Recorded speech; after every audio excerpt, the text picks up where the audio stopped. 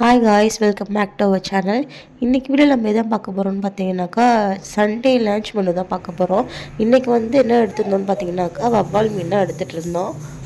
கொழுப்பு தான் எடுத்துகிட்டு இருந்தோம். அதோட ஃப்ரை ரெசிபி தான் இந்த வீடியோவில் பார்க்க போகிறோம். அன்றைக்கி வந்து பார்த்திங்கனாக்கா இதோட ஃப்ரையும் குழம்பும் வச்சுருந்தோம். பட் இந்த வீடியோவில் வந்து ஃபிஷ் ஃப்ரை டீட்டெயில் ரெசிபி மட்டும் தான் இருக்க போது. சரி வாங்க டீட்டெயிலாக பார்க்கலாம்.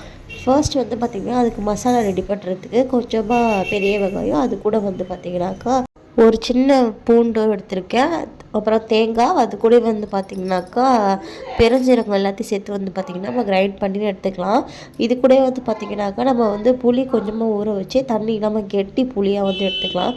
அப்போ தான் நமக்கு அந்த கவுச்சி ஸ்மெல் வராமல் இருக்கும். அதனால் வந்து கொஞ்சமாக புளி சேர்த்துக்கலாம். இது கூடயே வந்து பார்த்திங்கன்னா நமக்கு தேவையான வந்து மசாலா ஆட் பண்ணிக்கலாம்.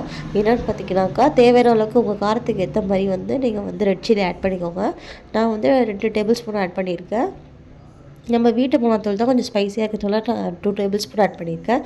அது கூட வந்து பார்த்திங்கன்னா கொஞ்சம் டர்மரிக் பவுடர், அது கூட வந்து பார்த்திங்கன்னா சால்ட் சேர்த்து நல்லா மிக்ஸ் பண்ணிக்கோங்க. நம்ம தேங்காயில் வந்து எல்லாம் பிடிக்கிற மாதிரி வந்து மிக்ஸ் பண்ணிக்கோங்க.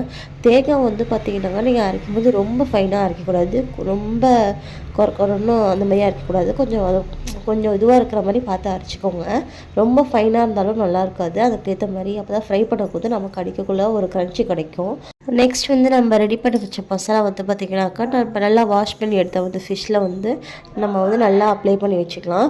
இது வந்து கொழுப்பு மீனுங்கிறதுனால வந்து பார்த்திங்கனாக்கா ரொம்ப வந்து கேப் இருக்கும். ஃப்ரை பண்ணி எடுக்கும்போது டேஸ்ட்டு சூப்பராக இருக்கும். நம்ம குழம்பை விட ஃப்ரைக்கு வந்து பார்த்திங்கனாக்கா அந்த கொழுப்பு மீன் வந்து ரொம்பவே டேஸ்டியாக இருக்கும். கண்டிப்பாக ட்ரை பண்ணி பாருங்கள். நம்ம ஃப்ரை மசாலா வந்து அப்ளை பண்ணிவிட்டு பார்த்திங்கனாக்கா ஒரு 20 மினிட்ஸ் கிட்ட வந்து நம்ம கொஞ்சம் அப்படியே விட்டுறலாம், ஃப்ரீயாக விட்டுறலாம். அப்போ வந்து மசாலா நல்லா வந்து இறங்கி சூப்பராக இருக்கும். நெக்ஸ்ட்டு வந்து நீங்கள் வந்து எந்த எண்ணெயில் வேணாலும் நீங்கள் ஃப்ரை பண்ணிக்கலாம். பட் என்னோடய ரெக்கமெண்டேஷன் என்னென்னு பார்த்தீங்கன்னா கண்டிப்பாக வந்து தேங்காய் எண்ணெய் தான் சொல்லுவேன். தேங்காய் எண்ணெயில் வந்து ஃபிஷ் ஃப்ரை பண்ணிக்கணும், சூப்பர் டேஸ்ட்டாக இருக்கும்.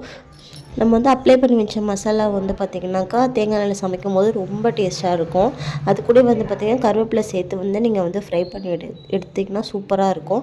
நான் வந்து லோ ஃப்ளேமில் வந்து ஒரு 7 to 8 மினிட்ஸ் வந்து ஃப்ரை பண்ணுவேன். இப்படி திருப்பி போட்டு வந்து ஃப்ரை பண்ணிங்கன்னா சூப்பராக கிடச்சிரும் நமக்கு ஃபிஷ் ஃப்ரை.